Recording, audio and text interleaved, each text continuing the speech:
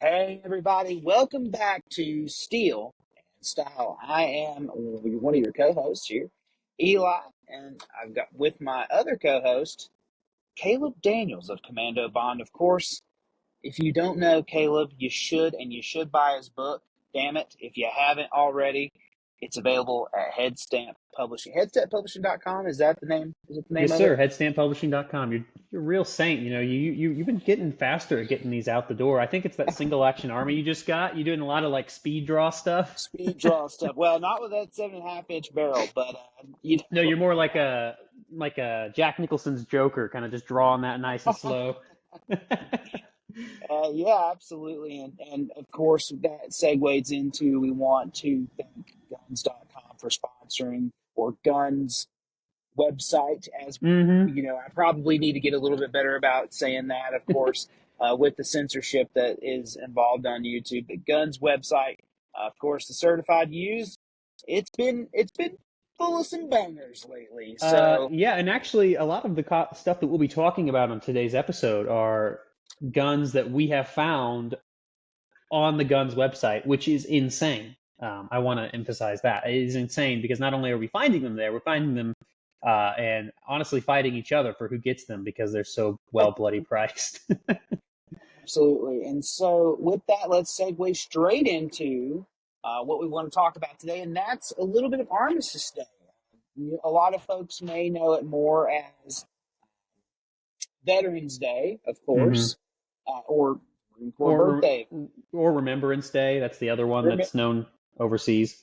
Well, that's what. Well, we're Americans. Absolutely. Um, so yeah, is it? Do Americans call it Armistice Day? Is that what we call it?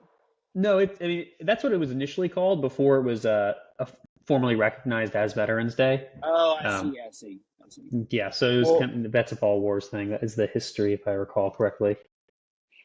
and it's one of those wars, World War One, the First World War, the Great War, whatever you want to call it. It's one of those wars, man, that fascinates me. I think more than any other conflict. I'm hmm serious. Um, I know that as an American, World War Two is kind of that's your classic. It's the That's ultimate hero's journey, right? It's the one that sure. gets everyone into history. It's the one that has the absolute good versus evil. And I think that's probably Yeah, why World War One absolutely. gets skipped over so much, is because frankly it seemed like such a fruitless conflict for a lot of folks. Well, yes, but it was so interesting and reshaped all of the world. I mean, there was a lot of Oh, things. I absolutely. mean, we're still seeing the remnants of the fallout of World War One nowadays. I mean, let's be honest. I mean, if I'm not mistaken, a lot of your geography that has upset the Middle East today came from the post Great War period. Is if I'm not mistaken. Oh, absolutely. Yeah, the Treaty of Versailles stuff that happened and the realignment of the Middle East and the whole world that, if I recall correctly, was very much in opposition to what had been promised. There was a lot of promise of self-governance. Lawrence of Arabia was very frustrated.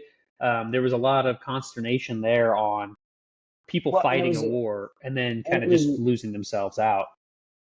and you're correct. And it was a power vacuum as well because, of Absolutely. course, World War One ends the Turkish Empire, Yes. and so there's a power vacuum in the Middle East, which of course France and Britain are all too eager to take up that power vacuum there. And there's of course a lot of, as you just mentioned, um, promises of self governance that never really came, and some lines as far as who owns what. Yeah. That again, we're seeing the effects of today with the war in Israel and Palestine. But Well, yeah, with between that that, and Africa too, I mean, they really realigned a lot of that because they took the German yeah, of colonies, the course, Austro-Hungarian Empire collapsed, and so like there was a lot of stuff like that. And I think too, that was the war, not just the Austrian-Hungarian Empire, but like that was the war that ended a lot of European monarchies. yep, yep, The Russian Revolution also occurred at that time. The Kaiser, he steps down and advocates the throne. he Like advocates, yep, yeah, it's the Weimar Republic takes his yep. place. So it really is this giant transition in terms of basically all of human history, or the last couple hundred years there, basically dissolving in the span of 4 years of just bloody attrition-based warfare. And it's so crazy because where those empires crumble, of course, the British Empire, I believe, comes into one of its big peaks in the post World War One era, which always cracks me up because you know those British, they're always looking at you know getting off that island. Oh, But absolutely. And that really is kind of the last hurrah of their turn as the great power in the world, right? There's right, the political theory of great power cycles and stuff like that. And great power theory always says there's a certain finite amount of time, which is why everyone's worried about a great power conflict right now, is because that's typically like a 200 to 250-year span of time, or less than. And US is coming up on 250, and I think it's like technically 50 years where you really have that strength. And we're kind of approaching that. And so when I was in college and we were doing debate and stuff, great power theory came up a lot because we were kind of on that brinksmanship of either the United States reasserting itself as a dominant power and a hegemon, or collapse. And World War One was that last bit where the Brits got to do that. Post World War Two, they allowed us to step into that role, and then their entire empire slowly started to dissolve and became the Commonwealth, and all these things kind of just dissipated, and they really were the last holdout after the war. yeah, it's very interesting. And you know, speaking of the British Empire, let's get straight into your gun that you got. Absolutely. You know, if you want to kind of make a little bit of a style note, if you Absolutely. Yeah, yeah, yeah. oh my God, World War One uniforms. Oh, they're so cool. They are the Yes. coolest uniforms, I think, in the conflict. I'm gonna, kind of backtrack on my big pro America patriotic thing. But Imperial Germany uniforms. I mean, Germany. Let's be honest. Germany typically knows how to look good in a uniform. But of course, like I've seen pictures of the Kaiser, which I listen, big fan of the Kaiser. I think Germany was a lot cooler when they had a Kaiser. But you see pictures of the Kaiser in his pickle and his his full dress uniform, and there's a Smoking little bit of cigarettes. yeah, he's got his arm kind of bandaged up there, and I even like a little bit. I've seen a couple, and I can't remember if the Kaiser or one of their cavalry regiments early, obviously pre-war and early war. They did, this all went away after that, after the war really got into the trenches. But you see that almost medieval armor. They usually have a breastplate on as well. Oh yeah. That is just super cool. I really Didn't do a think the lot, but they looked great. Yeah, absolutely. The Americans come into it, with that kind of almost frontier look, and we're almost leaning on the British. We had to really hang on them a little bit because our frontier army at the time was not at all prepared for trench warfare. No. Um, so I think our frontier uniforms are really cool. You know, to me, the kind of classic doughboy is not a super cool uniform in itself. Although I did see something for sale, dude, and I almost bought it. Uh, oh my gosh, it's expensive as shit. I mean, I say I almost bought it. I didn't almost buy it. It was like $7,000, but I can't remember exactly what like the maker was, and it's gonna bug me the rest of the day. But it's a like Mark 1 like American helmet, and dude, it's a knight's helmet that has like that classic oh gosh, like the kind of like splotchy pattern camouflage that you Yep. see, like the Germans used it a lot. I think Hmm. we started to steal some of that from them, and it's completely covered in that camouflage. And dude, it for all intents and purposes, it's a freaking knight's helmet, and that was like an experimental helmet that we were looking at you instituting, in the trenches. And so sometimes Battlefield One, man, they're a little out there on a lot of stuff, but the armored soldier that they portray, I'm not saying it's historically correct, but I'm saying that there are photos that lean towards that not being something they just pulled out of their ass. Yeah, I just found a photo of that. That is Is insanely that not so cool. cool? Is that not the It's coolest thing ever? it's absolutely ridiculous. So Yeah, like now imagine okay, you're an American trench raider or whatever you want to call it. You've got that on. You've got a bandolier of freaking grenades, and you got a 1911 in one hand and a U.S. 1918 or a 1917 trench knife in the other. Yeah. I mean, yeah, give one of those to the guy with the shotgun with the Winchester Yeah, for 1897. real. Have a guy going on to 1897 with that right there. You want to talk about war crime stick? Like Yeah, that yeah, that is yeah, taking that to a absolutely. thousand. Yeah, so that's technically it was the for people who want to check out a photo of it. It's the Model 8. That's right. 1,300 were produced, but That's none right. ever received any combat field testing during the war, unfortunately. That's right. But it Well, is insanely cool. Two eye slits, a whole face guard that slips down over and looks like can actuate up. Uh, it does. Yep, it does. It swings like a knight's helmet. I mean, it yeah, looks like something you would see at a jousting tournament. God, it's yeah, awesome. yeah. It's Oh, we insanely failed as a cool. country when we didn't institute that. We used to be a potentially proper country, man. So, with that kind of digression, I did want to bring, like I said, I wanted to bring up a little bit of style there just because I Yeah, do, yeah. Well, you honestly, know, I love that you bring that up because my favorite part, I've brought it up before, but the World War One Museum and Memorial is in Kansas City, and the coolest part for me about the museum, aside from the small arms, which the displays of the small arms aren't incredible, but they're beautiful and they have great examples of a lot of the rifles and some of the pistols and things, but they do an amazing job of displaying the uniforms, the like the Red Cross nurses' uniforms as well, the blankets, just all of the pieces and the soft goods, if you will, from that war were really fascinating and very well designed, curated. You can see the stitch patterns, you can see the wool. I mean, it's just so cool. And I really love just kind of standing there in person and just soaking that stuff in.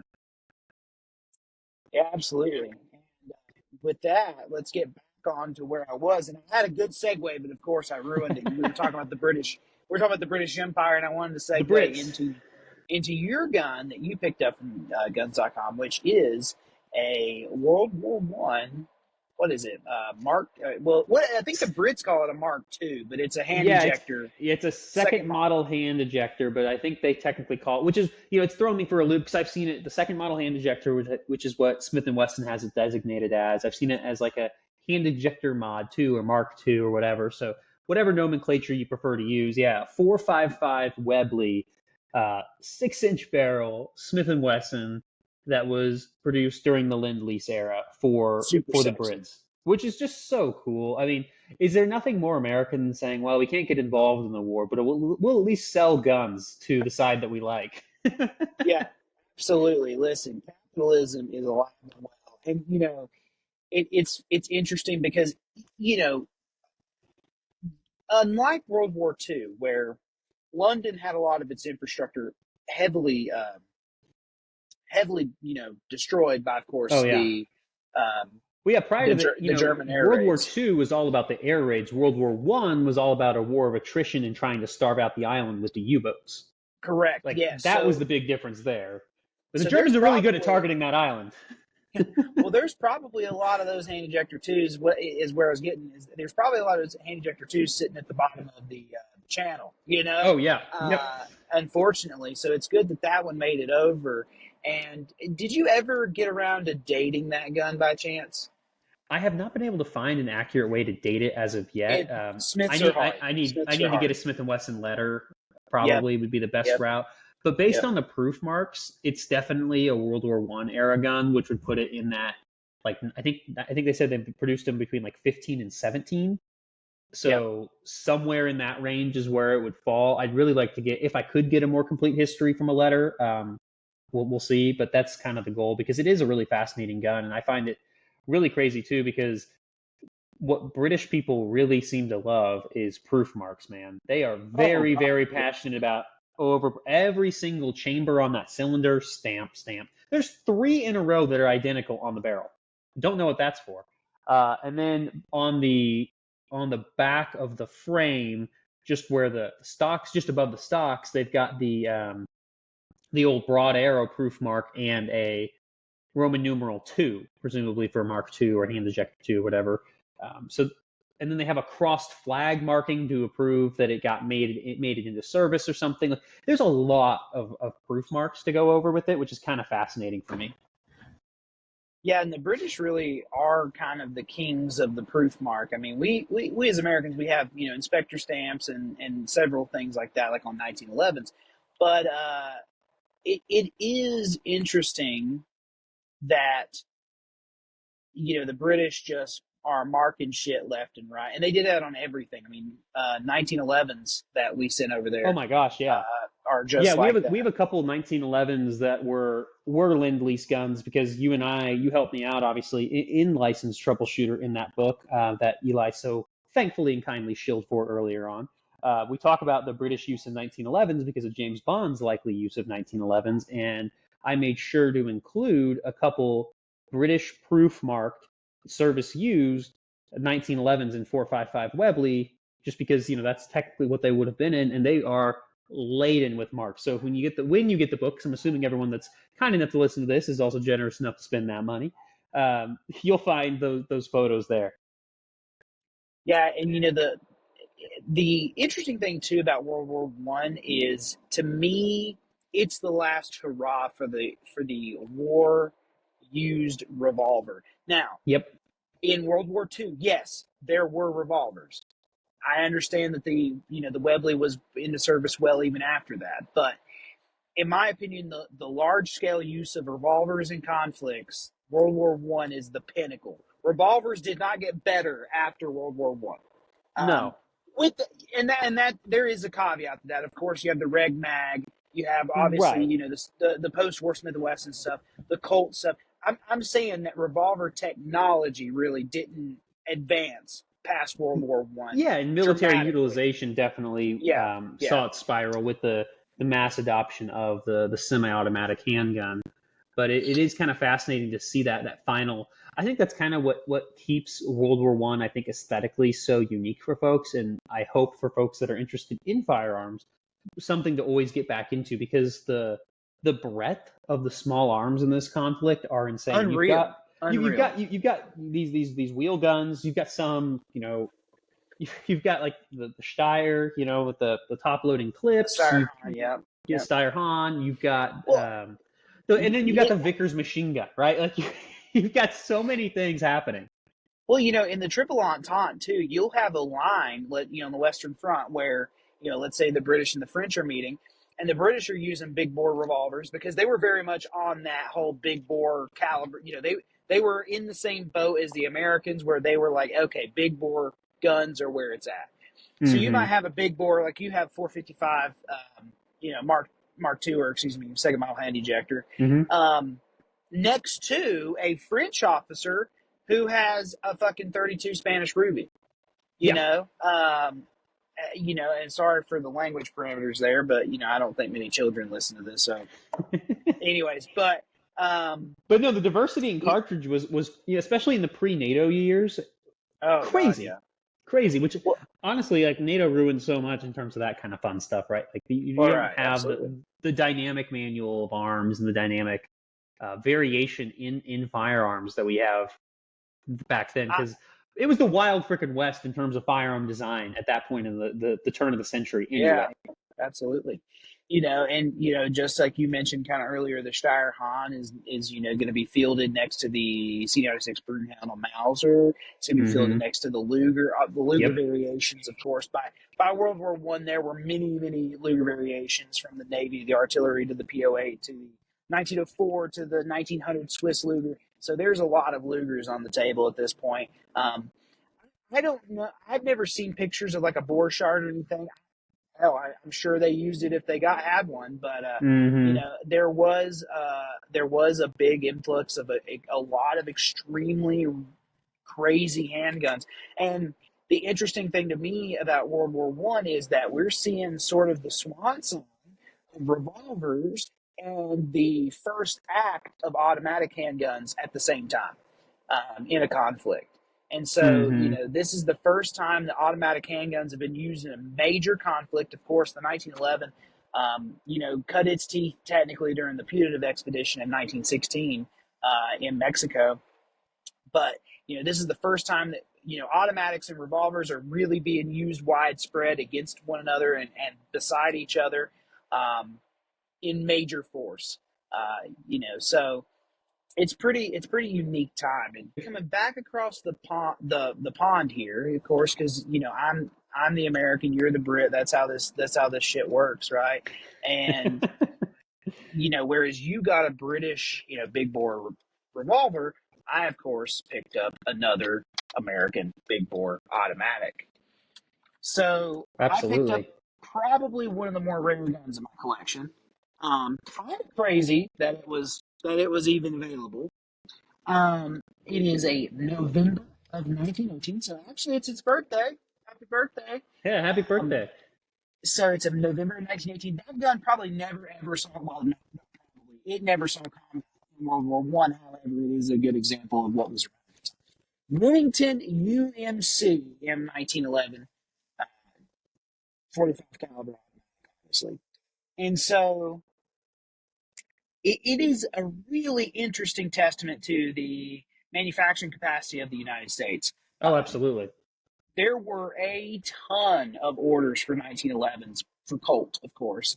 And what people don't realize, a lot of people know of some of the manufacturers, but of course, the three manufacturers that delivered guns either prior or during the war, of course, are Colt's Manufacturing, Springfield Armory. This is not Springfield Armory, of course, that you know today. It is the United Hmm. States Arsenal at Springfield Armory. So, Springfield Armory, which we'll get to that in a second. And then, of course, Remington UMC. Winchester actually had a contract. They never delivered pistols. North American Arms Company, they had a contract. I believe they actually did manufacture a couple of full pistols, but they never delivered them to the United States government. So, Interesting. anyways, so the Remington UMC, I want to back up just a hair because Yeah, please. one has to kind of understand that we almost prepared for this in the original contract for the model of 1911. The government worked out a deal to be able to make the 1911 at their own facility, of course, that being Springfield Armory, uh, you know, in Springfield, Massachusetts. Yep. So the deal, there's a lot of complexities to that deal, but what you need to understand is there was two options to make guns, and of course Springfield Armory was also in charge of making the Springfield model of 1903 rifle. So instead of building the ability to build both of those small arms at the same time, they chose to maximize production of one or the other. Hmm. So prior to World War One, they were actually making 1911s. They had a fairly large contract. They ended up producing, I think, 25. By the time that they stopped, about 25,000, 26,000. I think 25,000 is a little more accurate. 25,000 model of 1911s. What happened was when the war kind of kicked off, there was a lot more demand initially for rifles than handguns. So of course they switched back over to rifle production and left Colt to bear the brunt of handgun production.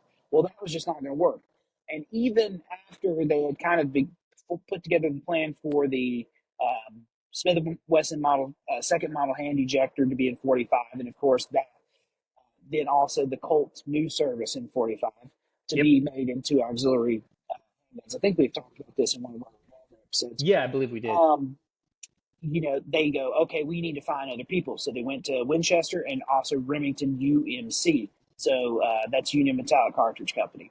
And so there was a lot of issues with getting, because Colt really didn't have drawings, technical data. They didn't really have a good Hmm. technical data for the 1911. So it actually took sending sample guns to Remington UMC before they finally could get up and running. And they were actually behind on initial delivery dates. And they had, I want to say, a pretty large contract. Off the top of my head, I'm getting confused between 125,000 pistols and 500,000 pistols. I know that's a big discrepancy, but I can't remember off the top of my head what their original contract was. It was for a fairly large amount of guns. Of course, this coming in with the United States War Department preparing for the spring 1919 offensive. a unique thing for the Americans here is that we wanted to arm every soldier with a handgun. We never did it. We never got it done, but and no one's ever done it since. But it is something that was uniquely American in the fact of we wanted to have for the spring 1919 offensive everyone have a handgun because there were a lot of reports of the validity of a handgun in trench warfare. Yeah. So people they were like, listen, we do want to get our guys handguns because I think uh, I think more than any other war ever before or since, trench warfare leans itself pretty heavily to being a conflict where handguns can really shine. So we're preparing. Remington UMC is beginning to get tooled up. Of course, they're delayed by not having good technical packages, and of course, having to go through sample pistols. The other issue they had was they, obviously the War Department, and this makes sense, wanted the guns to be 100% um, interchangeable with Colts. Okay, Mm-hmm. well, they got about 90% interchangeable. And this was a point of contention for the War Department. And finally, it was just like, F it, right? Like, we got to get Yeah. these pistols out. So, Remington UMCs supposedly, and I've never tested this, right? But supposedly are like only 90% or something to that Hmm. degree, like cross compatible or interchangeable with like a Colt 1911. But I have a 1918 Colt. I had it one day just suck it up and see what happens. Take those two apart. Yeah, But trade some parts out and see what fails and what doesn't. yeah, I ought to. But the Remington UMC is a pretty cool gun. There were some small changes made across its contract, mainly in the slide markings. What Mm-hmm. happened was, though, they only delivered, I want to say, like 13,000 pistols before the end of the war or before the end of December. Maybe it's December 1918. So their contract was officially canceled in December of 1918 because, of course, Germany they signed the Armistice, which no one had in their bingo card, I think. Mm-hmm. Um, and so, the spring offensive never happened. And, now we don't need all these small arms. So they canceled the contract. And again, I think by the time they canceled the contract in December 1918, I think they had only made like 13,000 pistols or something like that. What Mm-hmm. the U.S. government allowed them to do was, oh, okay, we canceled the contract on you. You've got a lot of parts laying around. Why don't you build out the rest of those parts? Okay, and then we'll take everything else, and everything else will go Mm-hmm. back into storage at Springfield Armory. So Remington UMC was at least allowed to downsize their inventory of parts, and I think by the end of that um, run of manufacturing. It ended, I want to say spring or middle summer of 1919. By the time that was done, Remington UMC would produce 21,000 pistols. So the interesting thing from a 1911 collector's perspective is with the exception of the educational contract that Singer did in, I believe, 1941 or 42. Mm-hmm. Um, And again, that was not a full contract, it was an educational Sure. contract. But of course, Singer 1911 A1s are considered to be, the Oh my holy gosh. grail. The I've had a holy grail. privilege of seeing a few in person, and they're like 98 percenters, and they are Yeah. gorgeous. Well, and those guns sell for, $100,000. I mean, they are not cheap guns by any stretch of the imagination. But with the exception of the Singer contract, I'm not. I'm pretty sure. I don't want to say I'm certain because, of course, the internet. But I believe the Remington UMC contract is the smallest number of government, 1911s that was produced in either World War. So I think in World War II, Union Switch and Signal only produced 50,000 pistols. I believe Mm-hmm. they were the lowest, of course, of that. And then, Springfield Armory in pre World War I did 25,000 pistols. So, you know, that's significantly less than any other contract. So 21,000 pistols. And this gun, and I cannot freaking believe it because most Remington UMC guns you find are either A, clapped out, I mean, Hmm. awful condition. Two, they're Arsenal rework guns to some degree. Um, or three, they're fakes. Yeah. And so what's really cool is this gun passes all the the tests. It checks all the boxes. It's original as far as I'm comfortable saying. And the only thing that was not original was one of the grip panels had been replaced by a World War II era grip panel at some point. But even the magazine on this gun is a Remington UMC magazine. Well, I think that's the funniest part about all this is you're so excited and you're talking about it, and you keep falling into the most common version, which is the Rand, and you're like, "I'm sorry, I'm talking about this holy grail, this brick of gold that I found." You and I were just doing a weekly scroll on the GDC certified used, and you went, "Oh my God."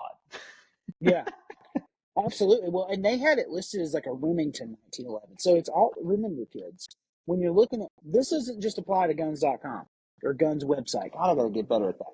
But this isn't just apply to guns website, right?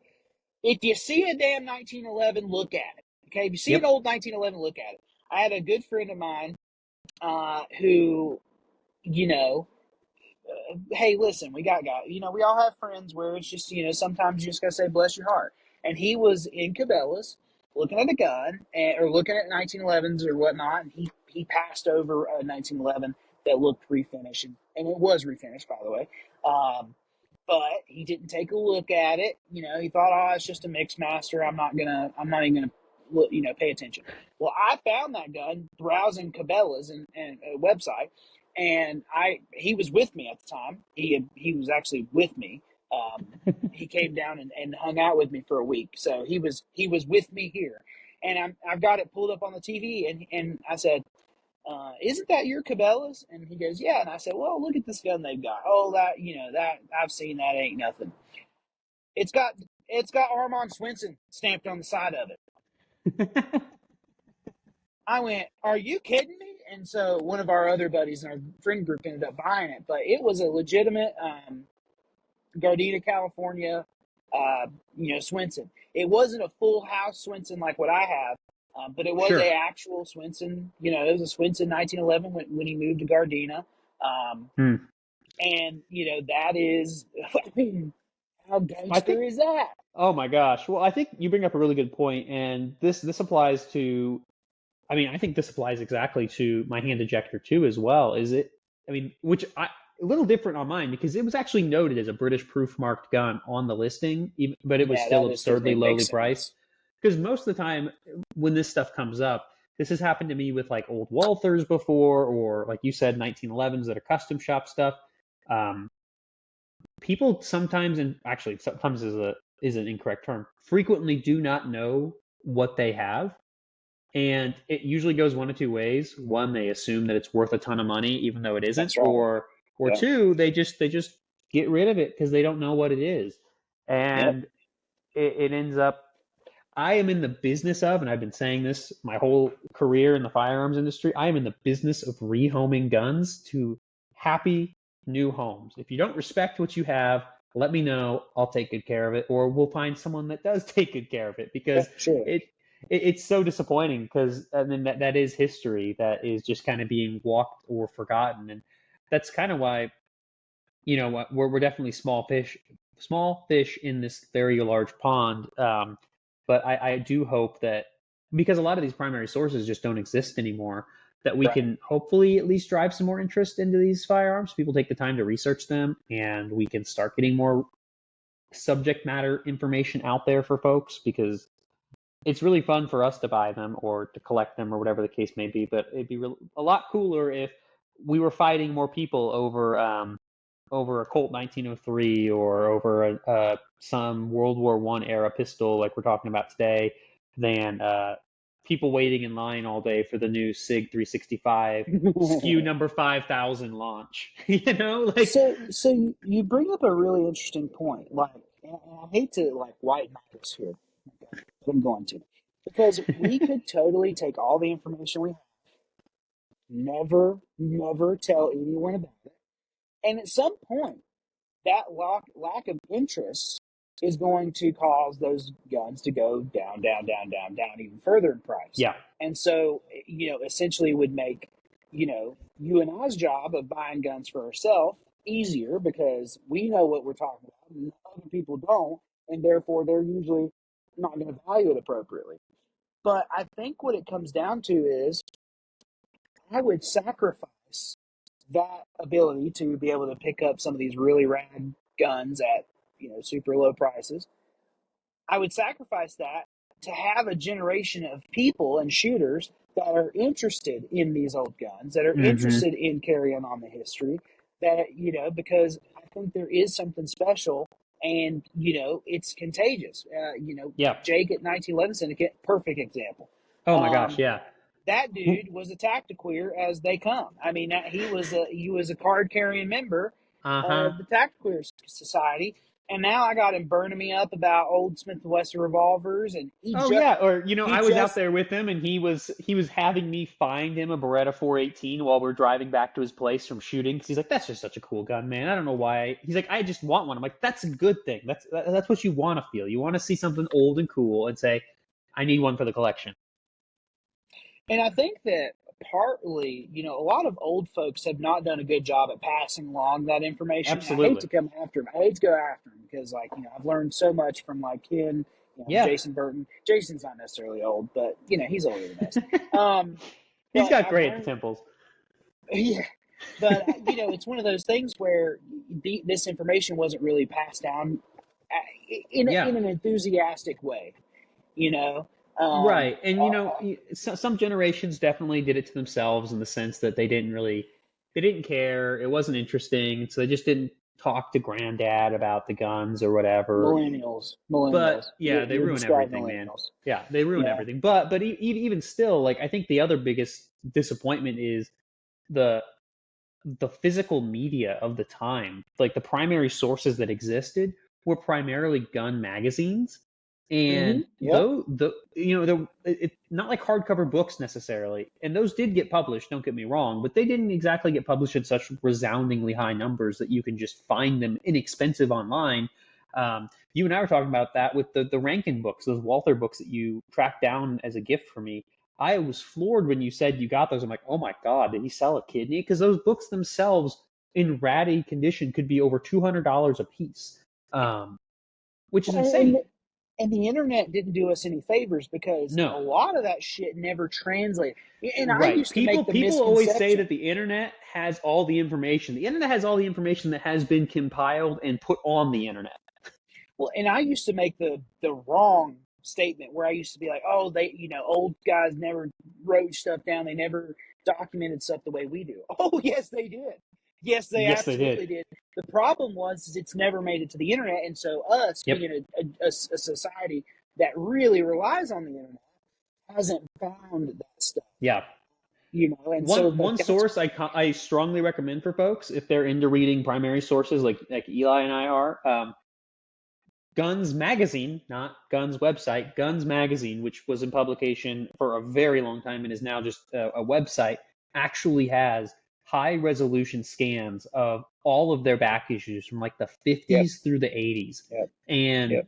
if you want to read primary sources about the guns that we're talking about, because this is where a lot of my research and information comes from, because it's one thing to read the academic or scholarly side of it, which I think is really important, right? Like all the numbers you're talking about, all the contract stuff is really great, but it's really fascinating to read about like what the end users at the What time were people saying thought. about Yep, them yep. and how they were carrying them. And I think that is a really important aspect that is kind of overlooked, mainly because it has to be overlooked because most people don't know where to find that information.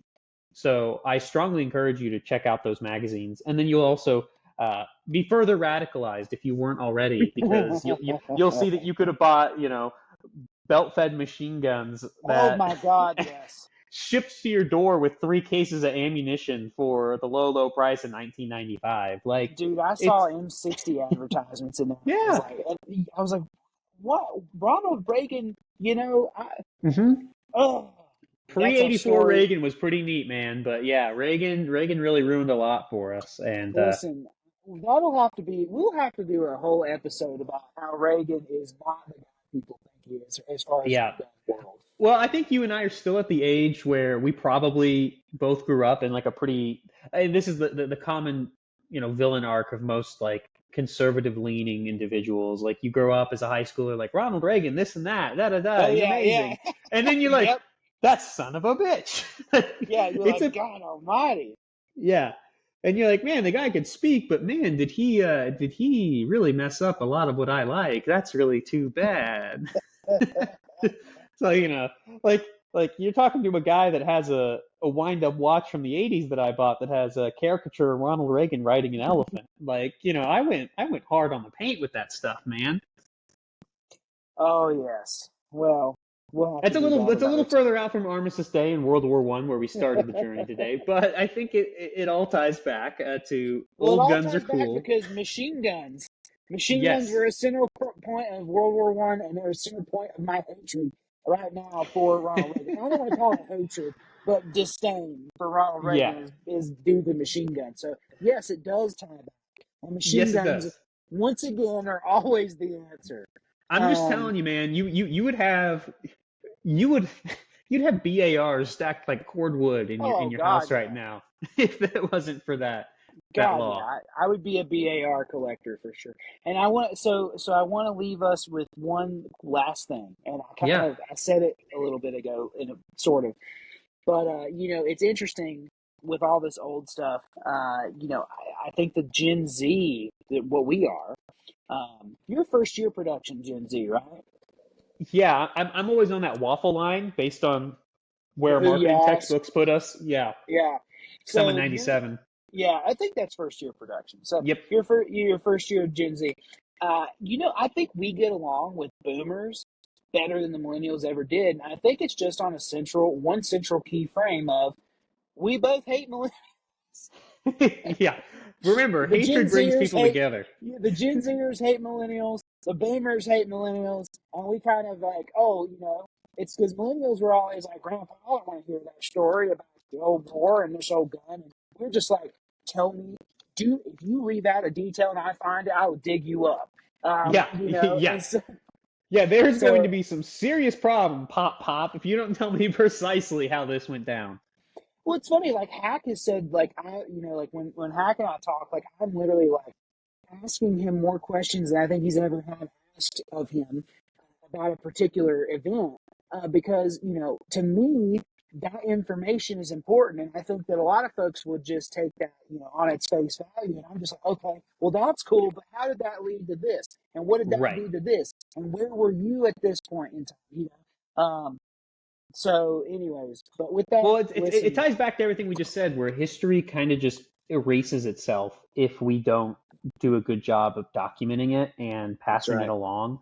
And frankly, it's such a blessing that you get to have conversations like that because most people would never have that. And it's a part of the world that so many people like to dunk on guys like Ken and insist that they're so out of touch. And they don't what they don't understand is he literally founded the modern firearms landscape that you all rest within. Every competition you shoot, has that man's stamp of approval on it because he founded the organizations that have them and field tested a lot of the stuff. And so not to get down that defensive rabbit hole again, but to me, it always makes me laugh when people just brush off what happened before because they assume it has nothing to do with what's going on today, when in all reality, every single thing that happened in the last 50 years, we talked about this on a much higher level with like the redrawing of the lines in the Middle East, impacting us 80 years later or over 100 years later today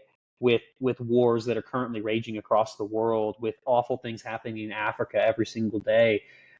That's that's hubris to assume that we can just write off that history. And I think that's one of the biggest fallacies of us forgetting about World War One and its history is we just kind of assume that, well, it's so far removed. It was really just the preamble to World War Two, and we all know about World War Two, therefore we're good. But really, it set the stage for the geopolitical environment we have today. Same goes for firearms culture and everything else. If we forget about what happened 50 years ago, we're just going to keep redrawing the same lines and keep shooting ourselves in the foot with a Sig Sauer every day.